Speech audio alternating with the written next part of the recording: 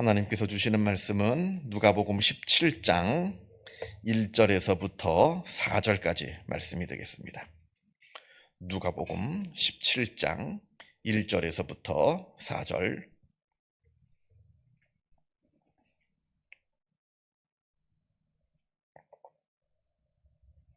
(1절에서부터 4절까지) 같이 한 목소리로 읽겠습니다. 예수께서 제자들에게 이르시되 실족하게 하는 것이 없을 수는 없으나 그렇게 하게 하는 자에게는 화로다. 그가 이 작은 자 중에 하나를 실족하게 할진대 차라리 연자 맷돌이 그 목에 매어 바다에 던져지는 것이 나으리라. 너희는 스스로 조심하라. 만일 내 형제가 죄를 범하거든 경고하고 회개하거든 용서하라. 만일 하루에 7번이라도 내게 죄를 짓고 7번 내게 돌아와 내가 회개하노라 하거든 너는 용서하라 하시더라. 아멘. 오늘 말씀은 죄와 용서에 대한 그러한 내용입니다. 먼저 1절 말씀을 보면 실족하게 하는 것은 없을 수 없으나 이렇게 예수님께서 말씀을 시작하십니다. 여기서 실족이라고 하는 것은 죄를 말합니다. 우리가 이제 보통 한국 교회에서 마음에 시험이 들고 실족한다라는 것을 보통 마음이 기분 나쁜 일이 생기면, 예를 들어서 내가 누구랑 어떤 다툼이 생겼다, 누구한테 싫은 소리를 들었다, 그게 이제 실족하는 거다, 그게 시험에 든 거다라고 하는데, 사실 성경에서 말하는 실족함은 그렇게 단순하게 내 마음이 조금 상한 거, 이걸 가지고 이렇게 중요하게 다루지는 않습니다. 그래서 조금 아쉬운 게 뭐냐면, 한국 교회를 보면서 조금 아쉬운 게 뭐냐면 너무 내 개인의 어떤 감정을 너무 중요시 여긴다는 느낌이 들어요. 물론 중요하죠, 내 감정이라고 하는 것이. 그러나 조금 같이 공동체 안에서 신앙생활을 같이 하다 보면 기분 좋은 일도 있고 기분 나쁜 일도 있습니다. 기분 좋은 일도 있으면 감사할 것이고, 기분 나쁜 일이 있으면 그걸 또 이렇게 잘 건강하게 해소할 수 있는 방법이 있어야 되는데, 이제 그거 가지고 이제는 한국 교회는 지나치게 민감하게 시험 들었다, 실족하게 되었다라고 하는데, 성경에서 말씀하는 그 실족, 시험이라고 하는 것은 그런 차원의 문제가 아닙니다. 믿음을 떠나는 것을 말하는 것이고요, 죄를 짓는 것을 말을 하는 겁니다. 그러니까 예수님께서 오늘 이 실족함에 대해서 말씀하고 계시는 것은 죄를 짓는 것을 말하는 겁니다. 다시 이제 1절을 보면 사람이 죄를 짓지 않을 수는 없으나, 이런 뜻이에요. 이제 실족하는 것이 없을 수는 없으나라고 하는 것이. 그래서 실족하는 것이 없을 수는 없으나 그렇게 하는 자에게는 화로다, 이렇게 예수님께서 말씀하고 계시는 겁니다. 사람이 죄를 짓지 않을 수는 없지만, 그러나 더 중요한 것은 나로 인해서 다른 사람이 죄를 짓게 되었다, 나 때문에 어떤 사람이 죄를 짓게 되었다, 이건 굉장히 큰 화라는 겁니다. 내가 그 사람을 유혹했다든지 아니면 그 사람에게 어떤 죄를 짓기를 강요했다든지 해가지고 그 사람이 죄를 지었어요, 하나님 앞에. 이거는 굉장히 심각한 문제라고 하는 겁니다. 예수님께서 지금 1절에서 그것을 말씀하고 계시는 겁니다. 2절을 봅니다. 그가 이 작은 자 중에 하나를 실족하게 할진대, 이 작은 자 중에 하나를 죄를 짓게 할진대 차라리 연자 맷돌이 그 목에 매어 바다에 던져지는 것이 나으니라. 연자 맷돌이라고 하는 것은 우리가 보통 우리 한국 사람들이 알고 있는 이런 맷돌 있잖아요. 이 차원이 아닙니다. 여기서 말하는 연자 맷돌이라고 하는 것은 그 당시 올리브 기름, 이 중동 지방은 이제 올리브 나무가, 올리브 열매가 많으니까 올리브 기름을 짤 때 썼던 맷돌. 그러니까 소나 끌 수 있는, 아마 영화 같은 데서 보셨을 겁니다. 사람 키만한 돌이에요. 거기에 밑에다 이제 올리브 열매를 놔두고 소가 쭉 끌고 가면서 이제 돌면서 이 기름이 빠져나올 거 아니에요? 그 맷돌을 말하는 겁니다. 차라리 그 맷돌을 메어서 그 사람을 빠져 죽게 하는 게 오히려 더 낫다는 거예요. 그 사람을 죄를 짓게 하는 것보다 차라리 그 사람을 연자 맷돌에 매달아서 바다에 빠져서 살인하는 것이 더 낫다는 겁니다. 이게 무슨 얘기냐면, 사람을 죽이라는 얘기가 아니라 죄를 짓는 것이 그만큼 심각하다는 겁니다. 내가 다른 사람을 죄짓게 만들었어요. 이거는 다른 사람을 죽인 살인죄보다도 더 심각한 죄라는 겁니다. 차라리 살인을 저질렀으면 나는 그 사람의 육신, 몸의 생명만 죽인 거지만 그 사람에게 죄를 짓게 해가지고 그 사람이 하나님을 믿지 못하고 죽었어요. 그러니까 하나님을 믿지 못했어요. 그 영혼까지 죽이는 더 끔찍한 그 영혼의 살인자가 된다는 겁니다, 내가. 그만큼 다른 사람에게 죄를 짓게 하는 것은 무서운 일이다. 살인 행위이다. 무슨 말씀을 예수님께서 하시는 거냐면 죄의 심각성을 얘기하는 겁니다. 근데 우리가 죄에 대해서 심각성을 별로 못 느껴요. 내 마음에 조금 어떤 기분 나쁜 거, 내 마음에 조금 상처받는 거, 상처도 좀 별로 좋은 표현이라고 생각하지 않습니다. 상처는 심리학에서 말하는 상처는 그 차원이 아니에요. 근데 어쨌든 한국 교회는 이상하게 조금 기분 나쁘면 상처받았대요. 어쨌든 그런 차원하고 비교가 되지 않는 죄라고 하는 것이 심각한 문제인데 한국 교회는 죄에 대해서는 그렇게 심각하게 생각하지 아니하고 내 마음이 조금 상한 거, 이거는 굉장히 심각하게 생각을 합니다. 이건 뭔가 좀 잘못되어 있는 구조라 이렇게 생각이 되고요. 지금 예수님께서는 죄를 짓는 것이 얼마나 무서운 것인지, 이 죄의 심각성에 대해서 내가 죄를 짓는 것도 무서운 것이고 나를 통해서 다른 사람이 죄를 짓는 건 더 심각한 문제고, 이러한 죄의 심각성에 대해서 지금 예수님께서 말씀하고 계십니다. 자, 그러면서 죄는 이렇게 무서운 것이다, 죄는 이렇게 아주 심각한 것이다, 아주 죄의 문제는 아주 우리가 중요하게 여겨야 된다라고 예수님께서 1절하고 2절에서 말씀을 하시면서 반면에 3절로 넘어가면서 그 죄를 용서하는 그 용서의 은혜를 지금 이야기합니다. 보면 3절을 보면 너희는 스스로 조심하라. 만일 내 형제가 죄를 범하거든 경고하고 회개하거든 용서하라. 이렇게 말씀합니다. 1절과 2절에서는 다른 사람에게 죄를 짓게 하는 것은 악한 것이다, 아주 나쁜 것이다, 심각한 것이다, 이 말씀을 하시면서 반면에 3절에서는 다른 사람을 그가 죄에서 빠져나올 수 있도록 그 사람에게 경고하고 그 사람이 회개하거든 용서해주는 그 놀라운 은혜가 우리가 있어야, 그러한 삶을 우리가 살아야 한다. 이건 하나님께서 매우 기뻐하시는 일이다. 지금 이 말씀을 하고 계십니다. 자, 이제 구체적으로 3절 보겠는데요. 내 형제가 죄를 범하거든 경고하고 이렇게 말하는데 죄를 일깨워 주라는 겁니다. 주변에 가족이나 아니면 이웃이나 아니면 같은 형제들끼리 죄를 짓고 있어요. 그 명백한 죄입니다. 그걸 보면 못 본 척하지 말고 반드시 얘기해 주라는 겁니다. 그거 잘못된 겁니다.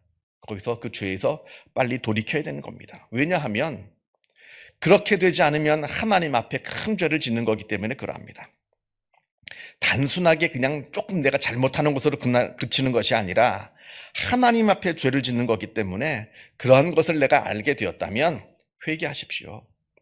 다른 곳에서 막 떠벌리라는 얘기가 아니라 그 당사자에게만, 다른 사람한테는 절대 입 다물고 회개해야 됩니다. 이렇게 권면을 하라, 이렇게 말씀하고 있습니다. 그리고 더 중요한 내용이 그 다음에 나오는데, 그렇게 해서 그 사람이 회개하거든 용서하라는 겁니다.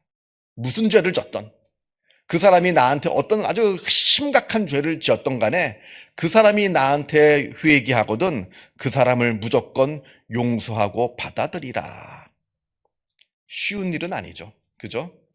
그 사람이 다른 사람, 내가 모르는 사람한테 죄를 졌다면 그 사람을 내가 받아들이는 게 어렵진 않겠습니다만, 그 사람이 잘못한 당사자가 나예요. 나한테 죄를 졌어요. 나한테 큰 잘못을 했어요. 그런데 그 사람이 나한테 회개를 해요. 그러면 그 사람을 받아들이는 것은 쉬운 일은 아니라는 겁니다. 그럼에도 불구하고 그것을 하라. 이게 바로 믿는 자의 도리라, 이렇게 말씀하고 있는 겁니다. 우리가 사실 어떤 사람이 죄를 졌을 때, 잘못했을 때 그 사람의 죄를 지적하고 경고하는 것은 쉽습니다. 왜냐하면 그냥 정상적인 판단 능력만 있으면 무엇이 잘한 것이고 무엇이 못한 것인지 보입니다. 얘기할 수 있어요. 여기까지는 쉬운 거예요. 이거 잘못한 겁니다. 이거 죄입니다. 이거는 나쁜 겁니다. 이렇게 우리가 판단하고 이야기할 수 있는 것은 아주 쉬운 일입니다. 그런데 문제는 회개하였을 때 우리가 그 사람을 용서하고 받아들인다는 것은 쉬운 일이 아니에요. 그건 마음의 문제이기 때문에 그럽니다. 남의 죄를 지적하는 것은 내 머리의 문제예요. 그러나 그 사람을 받아들이고 용서하는 것은 내 마음의 문제이기 때문에 이게 쉬운 일이 아니라고 하는 겁니다. 지금 예수님께서 지금 이 말씀을 하고 계시는 게 3절 말씀에서 하시는 것이, 다른 사람이 죄를 짓는 것을 보고든 경고하고 회개하고든 용서하라 할 때 이 말씀의 중점은 어디에 있냐면 죄를 지적하라에 있는 것이 아니라 용서하고 받아들이라는 데 이 말씀의 중점이 있는 겁니다. 죄를 용서하고 받아들이라. 무슨 죄를 지었건, 얼마나 많은 죄를 지었건 무조건 그 사람이 회개하면 받아들이라. 4절 말씀 보면 심지어 하루에 7번이라도 내게 죄를 짓고 7번 돌아와서 내가 회개하노라 하거든 용서하라는 겁니다. 7번 똑같은 죄로 나한테 거짓말을 했어요. 용서해줬어요. 또 거짓말을 해요. 하루에 또 용서했어요. 또 거짓말을 해요. 하루에 똑같은 죄를 나한테 7번 지어놓고 나한테 용서해달라 회개한다라고 하면 그 사람을 용서해라 하라는 겁니다. 물론 이때 전제되어야 되는 것은 진정한 회개겠죠. 그죠? 그냥 말로만 나를 속이기 위한 거짓 회개 말고 진짜 마음에서 우러나오는 진정한 회개라고 한다면 똑같은 죄를 나한테 하루에 7번을 범했다 할지라도 그 사람이 진실된 마음으로 나한테 회개하노라 하면서 용서를 빌면 용서하라는 겁니다. 그리고 여기서 말하는 용서라고 하는 것은 벌을 주지 않는 그 차원이 아니에요. 진짜 마치 아무 일도 일어나지 않은 것처럼 그 모든 잘못을 싹 잊어버리는 겁니다. 싹 잊어버리는 거예요. 나한테 7번 거짓말을 했어요. 내가 7번 용서를 해줬어요. 잠자리에 드는데 혼자 내 속으로 그 사람 못 쓰겠네. 나한테 거짓말을 그렇게 밥 먹듯이 하고, 이 차원이 아니라 그 사람이 오늘 나한테 한 번도 거짓말을 하지 않은 것처럼 그걸 싹 잊어버리는 게 바로 용서입니다. 마치 그 일이 일어나지 않은 것처럼 그 사람을 대할 수 있는 게 어려운 일이죠. 어려운 일입니다. 그걸 예수님께서 우리에게 지금 요구하고 계시는 겁니다. 마치 아무 일도 없었던 것처럼 그 사람을 받아들이고 용서하라. 이걸 지금 말씀하고 계시는 겁니다. 갈라디아서 6장 말씀에 이런 말씀이 나옵니다. 형제들아, 사람이 만일 무슨 범죄한 일이 드러나거든 신령한 너희는 온유한 심령으로 그런 자를 바로잡고 너 자신을 살펴보아 너도 시험을 받을까 두려워하라. 누가 죄를 지었다면 그 사람을 비난하지 말고 그 사람이 다시 바로 설 수 있도록, 그 사람이 다시 믿음을 다시 회복할 수 있도록, 그 사람이 다시 하나님께서 기뻐하시는 삶으로 다시 돌아올 수 있도록 도와주라는 거예요. 막 비난하고 벌하지 말고. 그러면서 뭘 해야 되냐면 혹시 그 사람의 그 잘못이 나에게도 있는 것은 아닌지 내 자신을 한번 돌아보는 기회로 삼으라는 겁니다. 어떤 사람이 예를 들어서 거짓말을 했어요. 그러면 그 사람을 비난하지 말고 그 사람이 다시 올바른 삶을 살 수 있도록 도와주라는 겁니다. 그러면서 내 속에는 그러한 거짓된 마음은 없는지 한번 돌아보라는 거예요. 어떤 사람이 누구를 때렸어요. 폭력을 저질렀어요. 그 사람이 그 폭력이라는 게 굉장히 사회에서는 용납할 수 없는 겁니다만 그 사람이 다시 올바른 사람으로 돌아올 수 있도록 도와주라는 거예요. 그러면서 나를 돌아보는데 나는 비록 내 몸으로 누구를 때린 적은 없지만 마음으로 누구를 때린 적은 없지 않는가? 내 마음을 한번 들여다보라는 겁니다. 그러면 이제 나도 똑같은 저 사람하고 똑같은 죄인이라는 것을 알게 되겠죠. 그리고 이러한 죄를 용서하시는 하나님의 은혜를 발견하게 됩니다. 그러면 그 사람을 내가 용서할 수가 있는 거예요. 용서는 참 어려운 겁니다. 마치 앞에서도 말씀을 드린 것처럼 마치 이 일이 한 번도 일어나지 않은 것처럼 그것을 완전히 잊어버리고 그 사람을 받아들이는 게 용서인데 어떻게 가능하겠느냐? 나와 그는 결국 같은 사람이라는 거예요. 그 못된 사람, 못된 짓 한 거, 내 속에도 똑같은 죄악이 있다는 겁니다. 내 마음의 깊은 곳을 들여다봐서 나도 똑같은 죄인이라는 것을 내가 먼저 발견해야 되고요. 두 번째는 하나님께서 나 같은 죄인을 용서하셨다는 것을 깨달을 때 그 사람을 용서할 수가 있다는 겁니다. 인간의 능력으로 되는 것이 아니라 그 은혜의 힘으로 우리가 할 수 있다라고 하는 겁니다. 그래서 하나님께서 우리에게 요구하시는 삶 참 어렵습니다. 용서도 해야 되고 또 이 바른 길을 하나님께서 기뻐하시는 말씀대로 사는 삶도 살아야 되고 뭐 어려운 것인데 그것을 내 인간적인 능력으로 내 의지력으로 하려고 그러면 할 수가 없죠. 그러나 다만 내가 하나님의 은혜를 깨달을 때 우리는 조금씩이라도 하나님께서 기뻐하시는 그 방향으로 우리의 발걸음을 한 걸음 한 걸음 옮길 수는 있다는 겁니다. 그래서 중요한 것은 하나님의 은혜를 우리가 얼만큼 깨달아 아느냐, 하나님께서 나에게 부어주신 은혜를 깨달아 아는 것이 중요한 것이고, 그러면 우리의 마음 가운데 기쁨으로 자발적으로 하나님께서 기뻐하시는 삶으로 조금씩 옮겨가는 복된 은혜가 있을 겁니다. 이 은혜가 충만한 복된 주님의 귀한 자녀로서의 삶을 사시기를 바랍니다. 기도하겠습니다.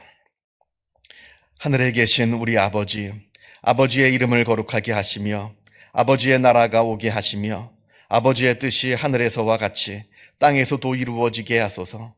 오늘 우리에게 일용할 양식을 주시고 우리가 우리에게 잘못한 사람을 용서하여 준 것 같이 우리 죄를 용서하여 주시고 우리를 시험에 빠지지 않게 하시고 악에서 구하소서. 나라와 권능과 영광이 영원히 아버지의 것입니다. 아멘. 자유롭게 기도하시기 바랍니다.